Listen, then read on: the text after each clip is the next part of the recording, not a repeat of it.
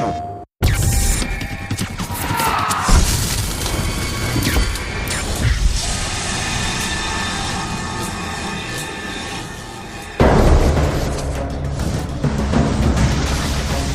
really excited about inFAMOUS because as a player, I am one of those people who wants to be able to just go everywhere. And when we say that it's an open world game, we mean that in 3 dimensions.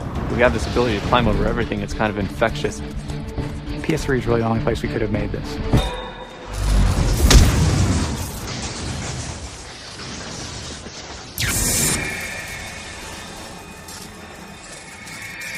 PlayStation 3 is kind of like a very deep well, and I have never seen the bottom of it yet, performance-wise. So it's a pleasure to have that freedom, to create a game where you're really limited by your imagination and the hardware is not this roadblock that it used to be. It's a large, interactive streaming world with tons of characters, tons of content, and we certainly take good advantage of the hard disk that's there to be shuttling all this information in. But perhaps the most important aspect of it for us is the cell processor. It's this mind-boggling number of calculations that are going into how to get everybody's feet and body lean in the correct place. And on top of that, it's doing visibility, it's doing a whole bunch of our skinning and animation code, it's doing particle systems.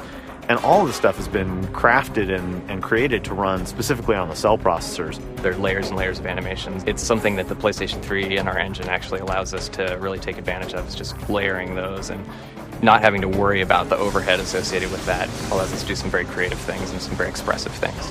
We really needed to have the power of the PS3 there. All the bandwidth we get out of the RSX graphics chip, the capacity, the Blu-ray. When we're making this game for the PS3, we're constantly amazed by how much the technology allows us to add a lot more. It's cool.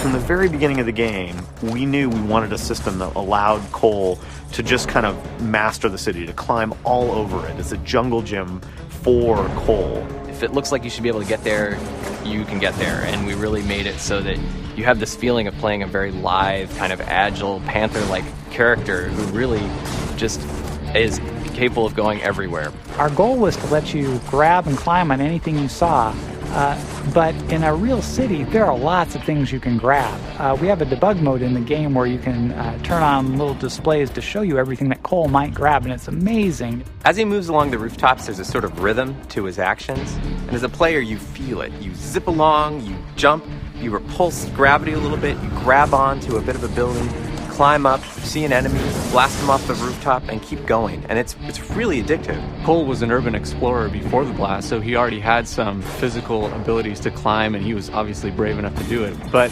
now that he's electrically powered, he's even more able to take advantage of that. It kind of amps him up even more. We had to work really, really hard on figuring out what the player really intended when they're jumping through the air. Are they actually trying to grab that ledge, or are they trying to grab the ledge next to that? We call it reading the player's mind through his thumbs. We've been pretty successful with it, and it makes the game really fun to play because it doesn't feel like you're using the controller. If we do our job right, then the controller disappears. You don't think about it at all. You just do what you want to do, and it happens. If you had control of electricity, what would you do? One of the reasons we decided to make Cole an electrically based superhero is that electricity is all around you when you're in the city. You see power lines everywhere. You see light poles. You see, junction boxes on the wall. So wherever Cole goes, he's kind of really in his milieu. And our character draws electricity out of the power grid, and it fuels his powers. And of course, because we chose electricity, we could go really deep on that one subject.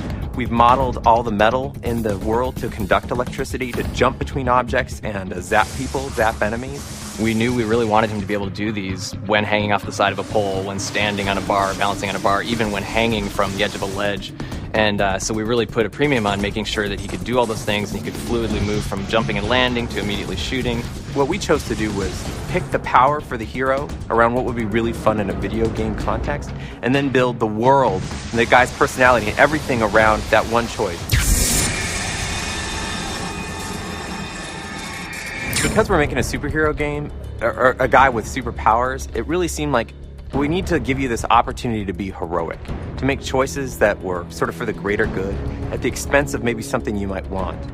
And for you to make a choice that feels heroic, you need to be given the option to be a total jerk, to be selfish. Otherwise, there is no choice. The more you use your powers for good things, you'll find that your powers start offering you opportunities to maybe be more precise with your attacks. On the flip side, the more evil you are, the more grand and destructive your powers will become kind of on a course way. And that's kind of our desire to really give the player this experience of, hey, it's the path I'm choosing that matters. The people in Empire City, the people that you're helping, they'll remember if you're a jerk. They'll remember if you're a nice person. And that'll affect how you get to play the game in the future. If they like you, they actually might lend a hand with some of the things you need to do. If they don't like you, well, you'll find some spontaneous mobs forming and attacking you with rocks. And the best part is that you can just shoot them with your electrical superpower and they go flying across the world. It's a believable character in believable human situations, except for that you've got this kick-ass supernatural power, and you get to choose how to use it.